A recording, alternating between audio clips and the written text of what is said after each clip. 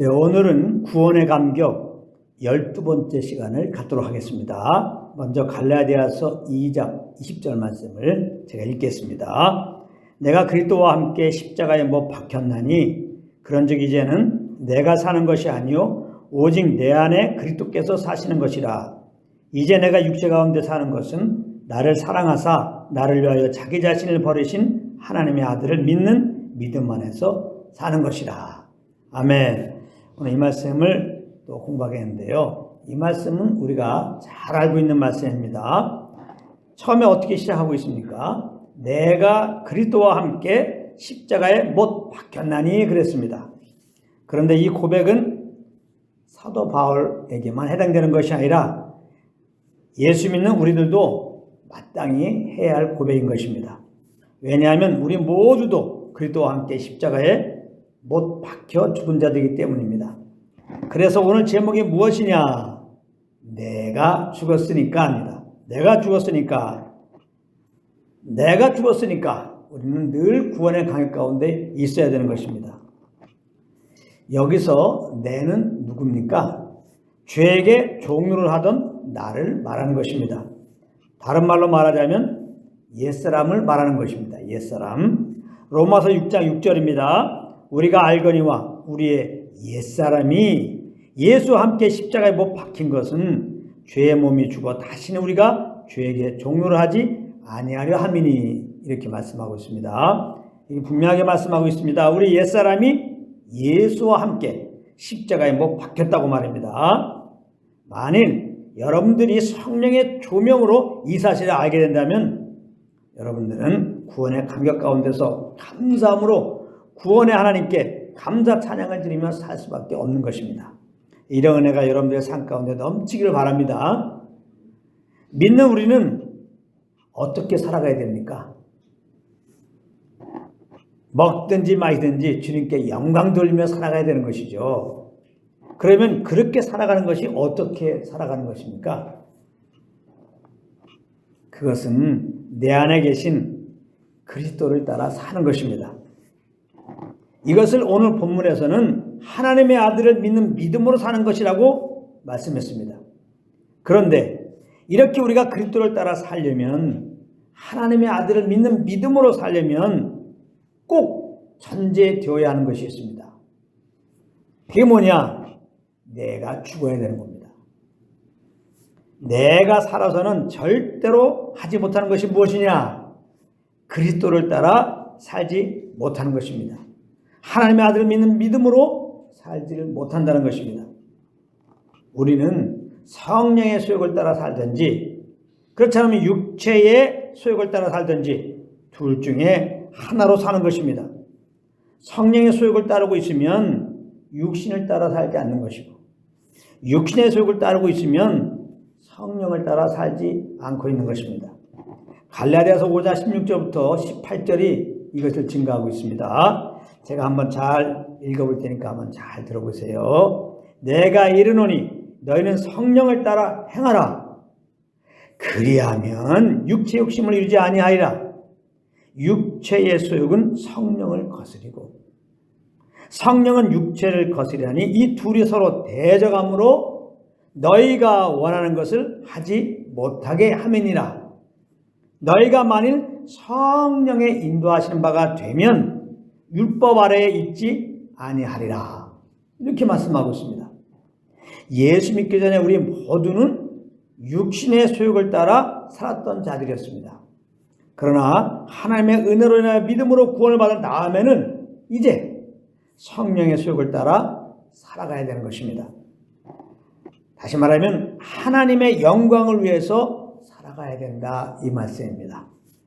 그래서 우리는 내가 죽어야 되는데 오늘 본문은 무엇이라고 말씀하고 있습니까? 내가 그리스도와 함께 십자가에 못 박혀 죽었다는 것입니다. 그러므로 이 사실이 얼마나 감사하고 감격스러운 일이 아니냐, 이 말씀입니다.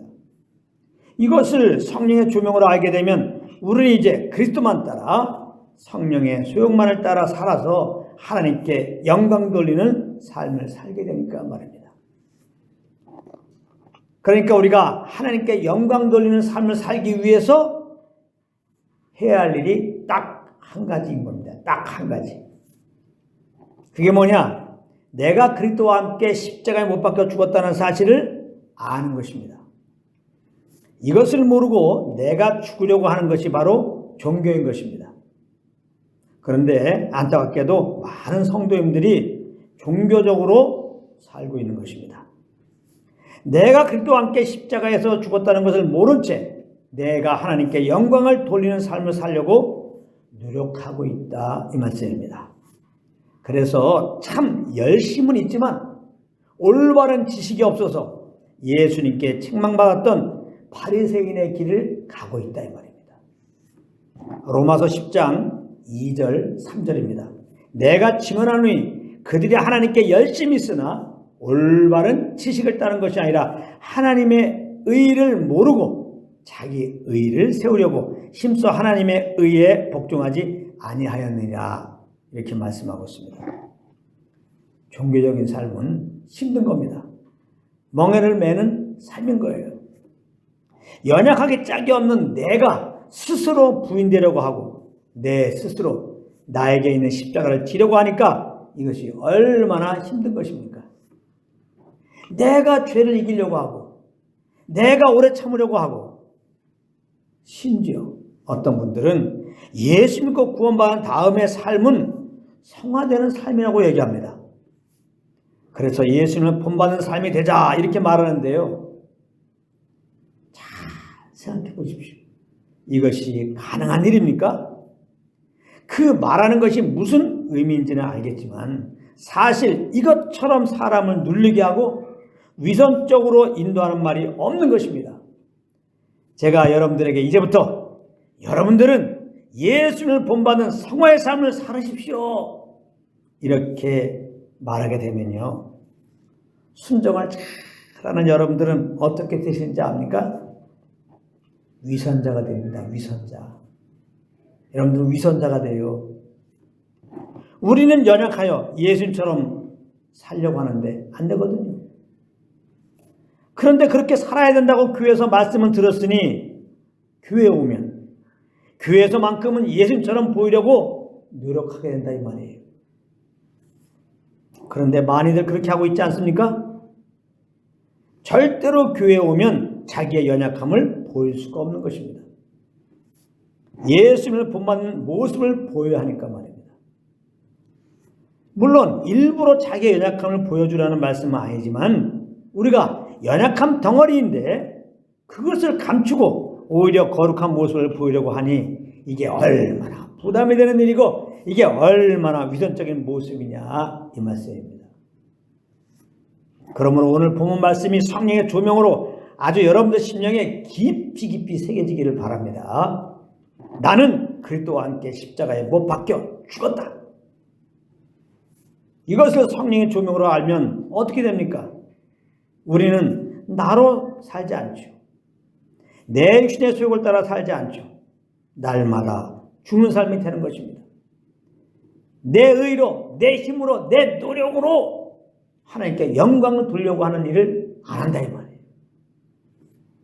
고린도전서 15장 31절입니다. 형제들아, 내가 그리스도 예수 우리 주 안에서 가진 바 너희에 대한 나의 자랑을 두고 단언하노니 나는 날마다 죽노라, 이렇게 말씀하고 있습니다.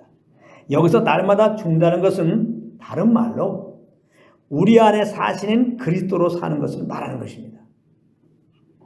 왜냐하면 내가 죽는다는 것은 그리스도의 음성 앞에 나를 내려놓는 것이기 때문입니다. 그리스도는 지금 성령으로 우리 안에서 말씀하고 계시죠. 그러므로 날마다 죽는다는 말은 잘 들으세요. 날마다 성령의 인도를 받는다, 날마다 성령을 쫓아 행한다는 말인 것입니다. 우리가 성령을 쫓을 때 바로 그것이 성화예요. 아시겠어요? 성령을 쫓지 않으면 무슨 성화입니까? 옛사람으로 사는 것이 되어서 이전과 똑같은 삶의 모습이 되는 거예요. 이렇게 내가 그리스도와 함께 십자가에 못 박혀 죽었음을 알고 성령 음성 앞에 나를 내려놓고 그 음성을 따르는 것이 바로 무엇이라고요? 하나님께 영광 돌리는 하나님께 영광 돌리는 것이 얼마나 쉽고 가벼운 것이냐 이 말이에요. 하나님께 영광 돌리는 삶이 얼마나 쉽고 가볍냐 이 말이에요. 하나님께 영광 돌리는 삶이 어렵습니까? 한번 잘 들어보시기 바랍니다. 마태복음 11장 29절 30절에 보면은 예수님께서 이렇게 말씀하셨습니다. 나는 마음이 온유하고 겸손하니 나의 멍에를 메고 내게 배우라. 그리하면 너희 마음이 쉼을 얻으리니 이는 내 멍에는 쉽고 내 짐은 가벼움이라 하시니라. 이렇게 말씀하셨어요. 이 말씀을 언뜻 문자적으로 보면 좀 말이 안 되게 보입니다. 그렇지 않습니까? 멍에를 맨다는 것이 얼마나 힘든 것입니까? 더구나 그냥 배우는 것이 아니라 멍에를 맨 상태에서 배운다? 그러면 당연히 어렵고 무거워야 되는데 쉽고 가벼운 것이라고 말씀하고 있으니까 말입니다. 그런데 자세히 읽어보면은 예수님의 멍에를 메고 예수님에게 배우라고 말씀하셨다는 것입니다. 그러면 마음이 힘을 얻고 그 멍에가 쉽고 가볍다는 거예요. 그렇다면 예수님의 멍에를 맨다는 것이 무엇일까요? 그것은 내가 그리스도와 함께 십자가 못 박혀 죽었음을 알고 의 의미인 것입니다. 그리고 내게 배우라는 것은 성령을 쫓아 행하라 라는 의미인 거예요. 그래서 예수님이 하신 이 말씀의 의미는 곧 우리가 성령의 조명으로 그리스도와 함께 십자가에 못 박혀 죽었음을 알고 그저 성령을 쫓아 행하면 비로소 그때 우리 마음에 쉼을 얻게 한다는 그런 의미의 말씀이 되는 것입니다. 내가 죽고 성령을 따라 사는 삶, 이것이 믿는 자의 마땅한 삶의 방식인 것입니다.